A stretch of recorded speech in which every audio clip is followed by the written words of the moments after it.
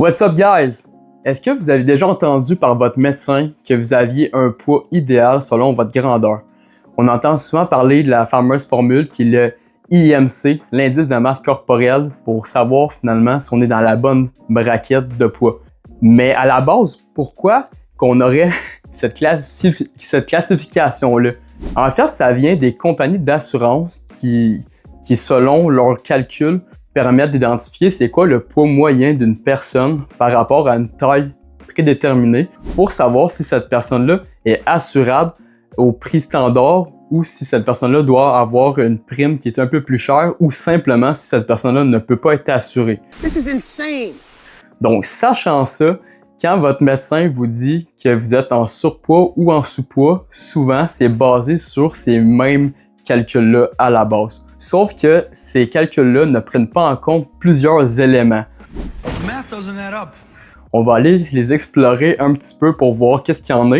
Puis plus tard dans la vidéo, on va parler d'une charte qui serait plus réaliste par rapport finalement à votre taille et votre poids corporel pour savoir qu'est-ce qui serait un petit peu plus adapté finalement pour votre situation. Alors, au niveau des limitations que ces chartes-là ont, on peut aller soutirer plusieurs points. Par exemple, on a la structure osseuse. On n'a pas toutes la même structure osseuse, évidemment. On peut avoir deux individus de la même taille exactement, mais quand on va mesurer, par exemple, le taux de leur poignet, on peut avoir des résultats vraiment différents. Les poignets, c'est un exemple parmi tous les autres du corps, mais évidemment, on a par exemple déjà eu un ami où est-ce qu'on avait la même taille, une force similaire au niveau des performances sportives. Pourtant, cette personne-là pèse, par exemple, 15 kilos de plus parce que cette personne-là est beaucoup plus trapue. Donc oui, dans un temps, on a la circonférence des os qui peut avoir un impact, mais on ne prend pas en compte aussi d'autres éléments, par exemple le wingspan. Si on mesure l'amplitude en fait d'un bras à l'autre, on peut avoir un individu qui a des bras vraiment longs versus un autre individu qui a des bras plus courts et pourtant ces deux individus-là ont la même taille, par exemple un 5 pieds 6, 5 pieds 8, peu importe. Donc ça fait en sorte que l'individu qui a des bras plus longs risque d'être plus lourd par défaut. Ça ne change pas le fait qu'il peut être plus ou moins en santé, on s'entend. Puis le même individu peut avoir un bassin plus large, moins large. Donc au niveau osseux, ça ne veut rien dire au niveau de la santé finalement quand on prend ça avec un regard de recul. Ensuite, pour le prochain, je suis sûr que vous l'avez déjà deviné, c'est lequel qui va avoir un impact évidemment sur le poids corporel, c'est la masse musculaire. Quand on a un individu qui est plus massif en termes de masse musculaire, donc souvent on nous parle des athlètes, des différents sports qui vont être beaucoup plus pesants sur une balance qu'un individu d'un profil beaucoup moins athlétique parce qu'il va être souvent en composition corporelle moins musclé et plus gras. Et c'est justement une grosse limitation parce qu'on peut avoir quelqu'un qui a un taux de gras dans les ranges santé, donc on peut avoir par exemple un 15% de body fat et pourtant, malgré tout, cette personne-là a beaucoup de masse musculaire et le résultat est très lourd sur la balance. Ça fait en sorte que les résultats sont très très biaisés par rapport au poids corporel. Puis on peut avoir encore une fois, mettons qu'on est dans le high range des poids tolérés, un individu qui est massif en termes de masse musculaire, puis un individu qui est massif en termes de masse grasse, qui a vraiment pas beaucoup de muscle sur son corps. Les marqueurs de santé risquent d'être totalement différents si on prend par exemple les prises de sang, la pression artérielle et tout. L'individu qui est massif athlétique risque d'avoir des marqueurs de santé beaucoup plus santé dans les healthy range que l'individu finalement qui est plus gras. Donc une grosse limitation qu'on a ici au niveau de la masse musculaire. Une grosse limitation aussi de ces calculs-là, c'est en fait le poids idéal que tu devrais peser selon la charte n'est pas nécessairement le poids idéal que tu voudrais avoir selon le sport que tu pratiques. Par exemple, si on prend en compte le sport que j'ai pratiqué pendant un long moment dans ma vie, c'est le football américain. À la position que j'étais au niveau des secondaires ou linebacker, je devais être beaucoup plus massif, si on veut, qu'un individu moyen pour pouvoir compétitionner et être capable de garder finalement ma place sur le terrain. Donc à ce moment-là, évidemment, j'étais quand même un athlète. Je restais le plus possible finalement qu'une alimentation santé. J'étais actif et tout. Mais évidemment que je vais être plus pesant que mon poids si on veut, de la fameuse charte des assurances. Ça fait en sorte que mon poids idéal à ce moment-là était beaucoup plus élevé. Ça peut marcher dans les deux sens aussi. Si vous êtes quelqu'un qui aime beaucoup les shapes beaucoup plus minces, tant que vous avez des marqueurs de santé, encore une fois, au niveau des prises de sang et tout, pression artérielle, que vous êtes dans les healthy range, il n'y a aucun problème d'être un peu plus mince et tout, là. C'est vraiment une question de préférence personnelle, de goût personnel. Après ça, les compagnies d'assurance veulent vous assurer ou non selon des chiffres prédéterminés.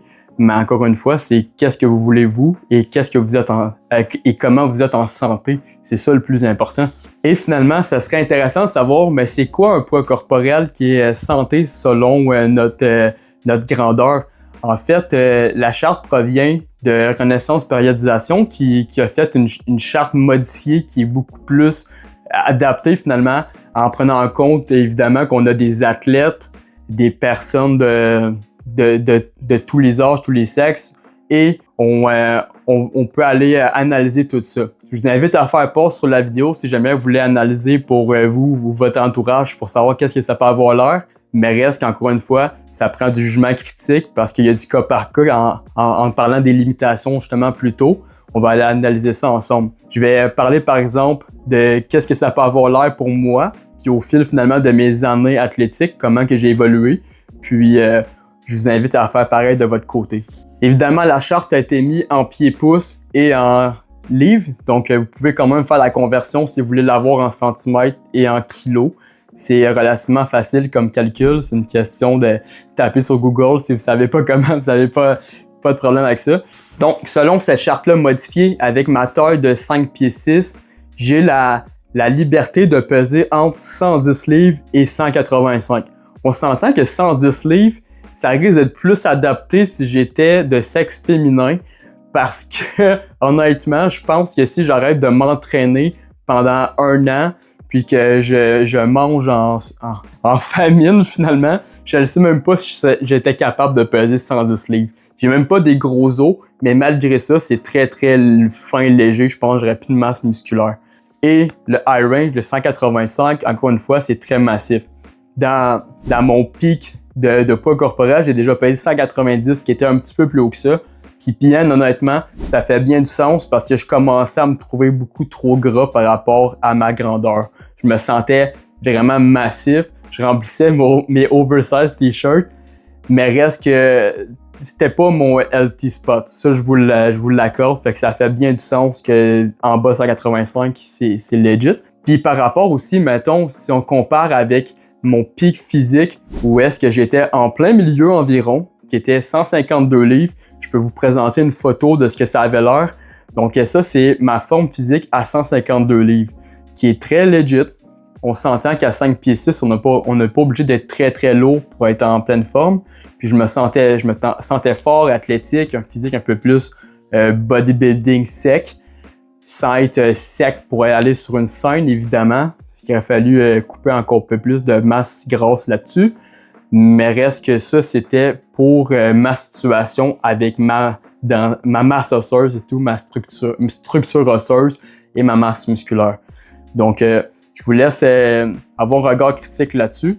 Mais évidemment, on a élargi les barèmes, mais reste que c'est pas vrai non plus qu'on peut être en santé à tout poids corporel. Tu sais, par exemple, que vous êtes la même taille que moi, 5 pieds 6, mais que vous pesez 350, ce qui arrive, c'est qu'on a beau avoir 350 livres de muscles, 350 livres de gras, le cœur, lui, doit travailler plus fort si on est dans les extrêmes vraiment poussés. Il faut garder ça en tête, mais reste que c'est pas vrai non plus qu'on doit être un chiffre précis pour être en santé non plus. Il y a vraiment plus de liberté que ça, tant qu'on fait les gestes les plus importants qui sont d'avoir un mode de vie actif, donc avoir une forme d'entraînement dans la semaine, à chaque semaine, de manger une alimentation équilibrée qui est élevée en protéines, puis d'avoir une bonne qualité de sommeil, une bonne gestion de stress, finalement d'avoir une hygiène de vie qui est très saine. Ça, c'est le plus important.